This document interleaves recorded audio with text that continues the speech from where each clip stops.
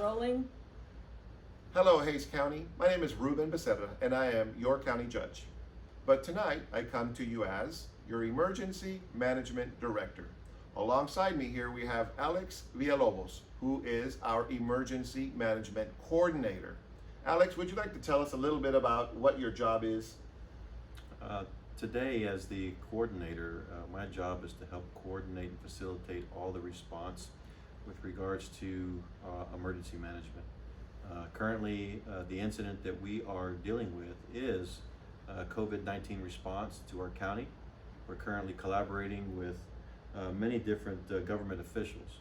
A couple of the items that we're working on, Judge, with your help and with many other people's assistance is we're talking about mass gathering sizes. We're talking about collaborating with medical providers with regards to response and testing. We are also talking to our epidemiologist to kind of give us guidance and direction on how we are doing the testing and some of the numbers that are coming in as a result of the tests. That's right, and that's a good point. I'm going to take that second to chime in and say that yes, you have heard correctly. We do have our third confirmed case in Hays County of presumptive positive. There's that funky word, presumptive positive. And we got to let you know, some folks that aren't in this front line of local government defense have been speaking misinformation, and we want to make sure that you understand that these are travel related and they are not community spread, person to person. That's very important because, as you'll notice, the CDC, Centers for Disease Control, is tightening up ever more how many people should be gathered in a specific space. And very often, that person to person transfer is what's really at the crux of that effort. And it really changes how we respond to a lot of the incidents that happen in our community when it is community spread. So currently it is travel related. We do not have community spread in our community right now, and our responses and some of the policies that we initiate will be dictated on how this is being spread through our community. So currently there's several different initiatives, but we'll talk to you about that here in just a minute. I think the judge has some more to say about some other initiatives. Yes, I am just so grateful that you got to see it yesterday, our declaration here on the first floor of the courthouse. I had every level of government present. That was exceptionally rewarding. And who wasn't there were our state representative and our federal representatives. And so I've asked them to write us something so that I could share. And they wrote it to me yesterday, but there was so much going on. I didn't have a chance to convey their show of support and unity and community. I want to take a minute to share that message because I feel honored, I feel privileged to be leading this locally executed plan that is state coordinated and federally supported. I just feel so grateful for this privilege of looking out for you, Hays County. Almost 300,000 residents in this county, almost 700 square miles, and I find it a huge responsibility and honor to be doing what I am doing today. So one of the things I did was reached out to our Senator Zaffarini, and she provided some comments, and I want to read them to you really quick. Oh, come on. And here they are. Thank you so much for your leadership in providing a safe and thoughtful and appropriate response to the threat posed to our community and to our state by the coronavirus. It is imperative that elected officials like us collaborate and coordinate our resources, strategies, and networks at the local, state, and federal levels. Only by communicating and collaborating effectively will we serve the best interest of our mutual constituents. Each of us must lead by example and act not in self-interest, but rather in the public interest. Accordingly, we must make the wisest decisions that impact not only our families, homes, and workplaces, but also our communities. While there is no need to panic or to hoard or It is imperative that we all act responsibly and respectfully. Please call on me day or night whenever I can be of assistance. You can count on me and my continued interest, support, and leadership on behalf of the families of Hays County, of our senatorial district, and of our great state. My prayer is that the Lord will continue to bless us all and inspire us to excel in serving others. Respectfully, Judith Zaffarini, State Senator, District 21. The really cool thing about this whole thing is we have a communication from our Congressman, Lloyd Doggett. I told him I would read an excerpt of his statement. And our Congressman Doggett wrote to me and said, I look forward to personally working together with you to ensure we have access to affordable health care, availability of testing, test processing, and necessary protective equipment and treatment facilities. Our new sick leave legislation permits the sick and their caregivers to protect themselves and avoid transmission. Food security provisions will sustain efforts already underway by local school districts to ensure meals for disadvantaged children. Each of us has a responsibility to do all that we can to slow the spread and protect our communities. This is really, I'm just grateful. It's very continued support, continued message, and a lot of what we're doing is hinging on this document, this form that I have shared since my first video. I shared in the emergency declaration, and I share now with you. And these baseline things to wash our hands and do all these other items are key to the process of what we're doing. This morning, I called an emergency meeting of the Commissioners Court to extend this disaster declaration. Here's a recap of what we discussed. First, we will be suspending all employee work-related travel unless I deem it essential to county operations. Next, we are working on a leave administrative plan with department heads and our Human Resources Department to develop a work from home program. We know that many families are multi-generational, and we want to be receptive to the needs of our employees' families. Oh, and because I licked my finger a second ago, thank you. This is what's good about having a team around you. We all take care of each other. We are working together for the greatest good. Also, a very big deal, yesterday I tapped on J.R. Gonzalez, the executive director from the Buda Area Chamber of Commerce, to help me create a small business task force with a plan to support our small business owners and their employees, which are, as I have always said, the backbone of our country. And we are all very grateful to that hardworking component that takes so much care, so much time to take care of us on a daily basis. We are grateful to the federal government for supplying low-interest loans, and we want to make sure that our local businesses and their employees have a clear path to get those funds. We will be having a meeting with all the Chambers of Commerce presidents tomorrow in my office to execute a plan. I will also be writing a letter to the SBA director requesting he provide direction on how to access the SBA funds to help the needed Hays County small businesses as soon as possible. Also, I am working with both the government and the private sector to secure access to more COVID-19 testing for the residents of Hays County, because as we all know, the testing is limited. So I am pushing hard on that front as well. For complete and accurate information, I ask that you please go to haysinformed.com. Also, I had a call with the sheriff because on the list of questions that I've been receiving, one of them was, and by numerous people, about our overcrowded jail population. So I called the sheriff and I asked him to consider some very important things that I've heard Bexar County, Travis County, and other counties doing. And I wanted to share in the good news that there are options available to us. And I was encouraging our sheriff to take up some of these challenges. And this is what he wrote to me after our phone call. I will read you some excerpts. Judge Becerra, below is a list of measures we have and are putting into place. Access to the jail facility will be limited. A sign will be posted notifying all civilians and visitors that all access to the jail is suspended until further notice. Judge Moore advised he will begin using video magistration until further notice. We are in the process of implementing new intake procedures. We will meet the arresting officer at the Sally Port to screen the new arrestees before bringing them into the facility. Arrestees will be taken to the hand washing station and given hand sanitizer when available. Arrestees who meet the criteria of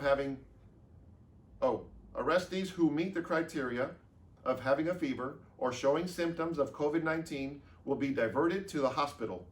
If appropriate, we will ask the arresting officer to release the individual and obtain an arrest warrant. If this is not appropriate to release the arrestee, the jail will accept the individual after they have been cleared from the hospital. We need, and this was a real good piece as well. I mean, it's all good. We need law enforcement agencies to practice cite and release as much as possible, issue warrants rather than arrests, requesting that no Class Cs be arrested and only arrest the most severe cases. That is a key piece because we are overcrowded. Our medical department is identifying those inmates who are over 60 years of age who would be of high risk for COVID-19. We are preparing to make changes in housing schemes that are necessary in the event that we have a case of COVID-19 present in the facility. And, of course, you know how I feel about Securus and how expensive it is. And so I also asked the sheriff to help me on that front. And he said that they are working with Securus to provide 2 free phone calls per week. That is very important because now that he has closed off access to the visitation, rightfully so, the communication piece will go up, and that's an important piece for the sanity of everyone involved. He will be doing this for 30 days and we reevaluate after that. Mr. Villalobos. Well, not only are we working with public safety and our correctional facilities and our many different government officials across the county, we're also working with our educational centers, both K through 12 and our colleges and universities within Hays County, to ensure that we are taking initiatives to prevent further exposure of COVID-19. I think it's important that those initiatives not only protect the students, but they also, the overarching theme is to protect our community and the staff members that work in those areas. The other things that we're doing is working with our regional partners. Throughout the Council of Governments, our regional partners are sharing and collaborating on a regular basis to ensure that we are being consistent in our messaging, being consistent in our responses, and being highly sensitive to the operational plans and pieces of both our government entities and our private entities. In having a clear discussion with the government officials today, and not to mention government officials outside of our county, but also our county commissioners, is really being sensitive to how we are addressing initiatives to protect our staff and to continue to provide the services that our county citizens rely on. I think that's important as we continue to have these discussions and continue to receive information, is that we're being sensitive to that. We're continuing to ensure that the services that are critical to our citizens are still available, and we are taking very creative steps in being able to provide that, and also being able to protect our staff members at the same time. Remember, our high-risk populations of people that are 60 and older, caregivers that are engaging people that are 60 and over, infant children, people that have immune deficient issues or diseases are also some high-risk individuals. And we also have many multi-generational families where some elderly are taking care of those young children as well. We're considering all those things in the workplace. And we are definitely having very good conversations about that and taking the appropriate steps to address it. We couldn't do this without the staff of Hays County, without the staff of all the municipalities, and without the staff of all of our private partners in our response to this particular incident today. And I couldn't appreciate more all of that help, all of the assistance, and all the collaboration on a regular basis.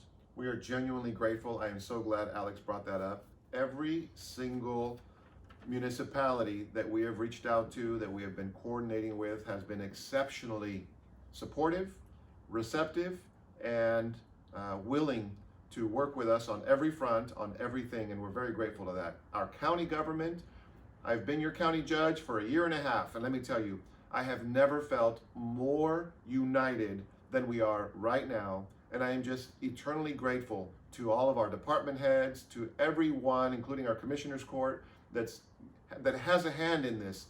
I am, like I said, I am leading the charge, but I am merely the county judge representing an entire body of unity.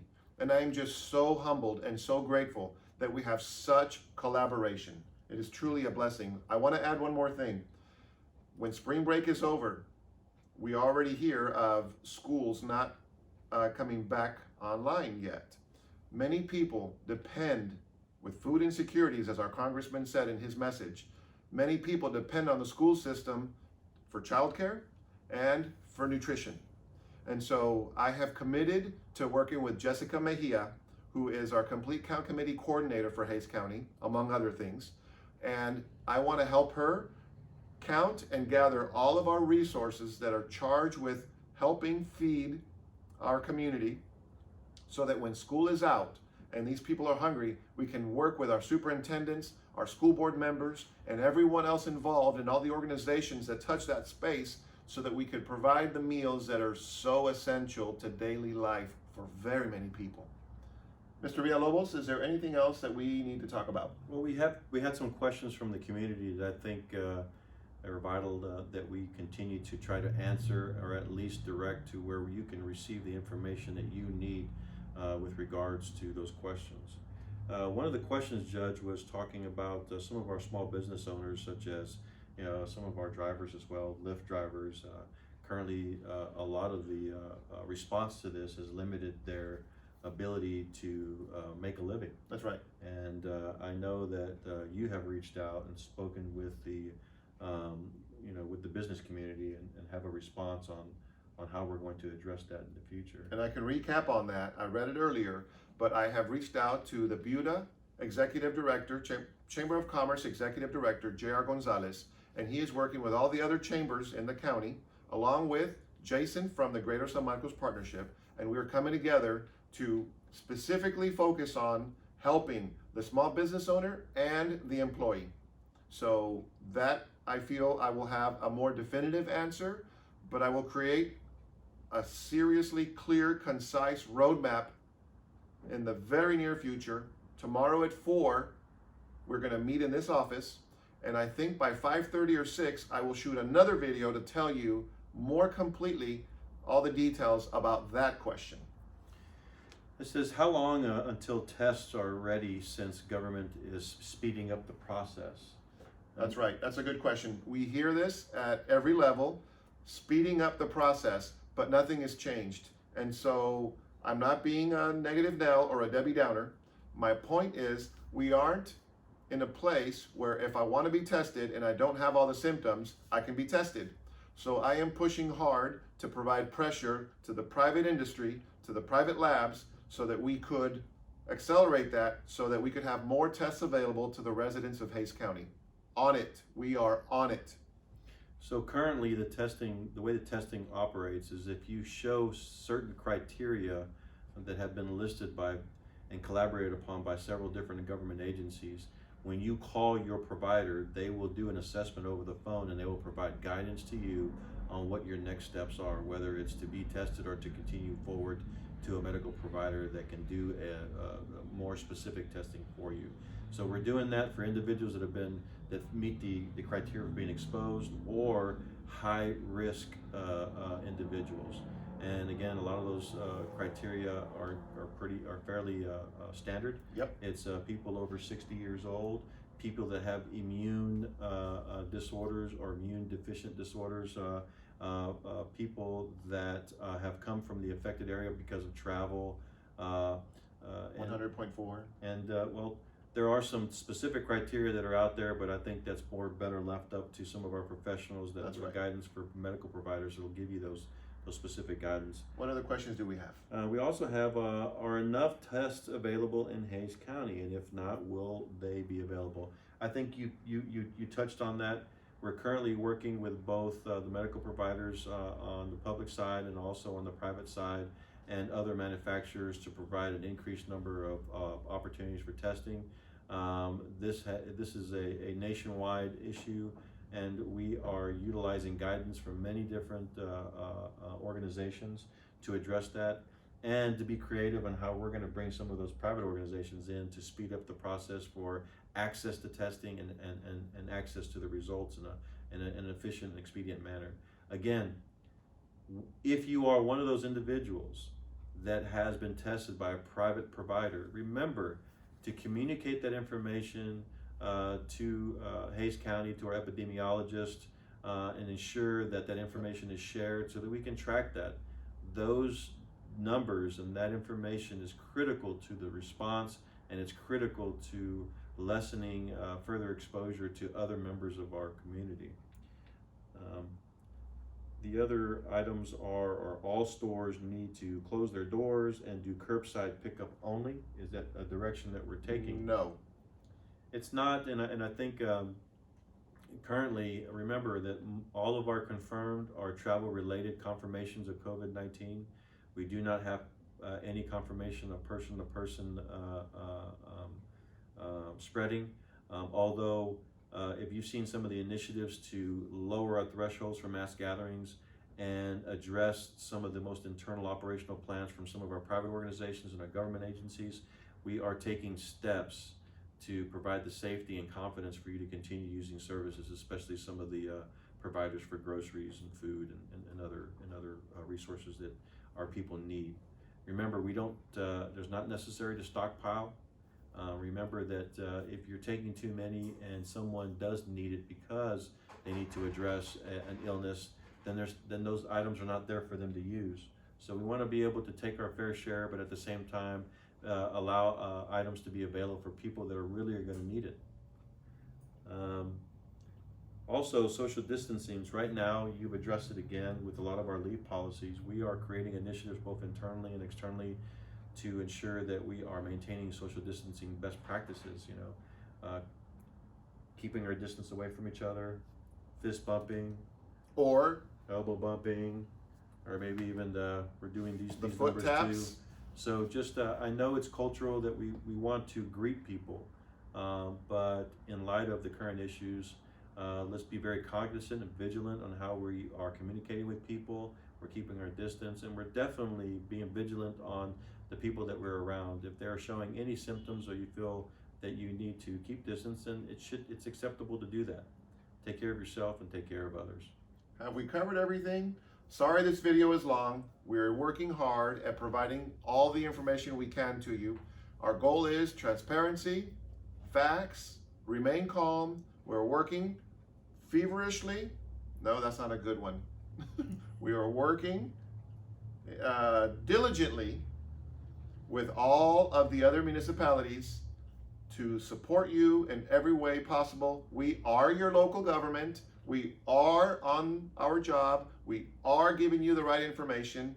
And if you want to know what's going on, you can always go to haysinformed.com, and we will be back tomorrow with another video so that we can make it a little shorter. But thank you for sticking around. Thank you for staying informed. And the most important thing is share accurate information. Thank you. Thank you.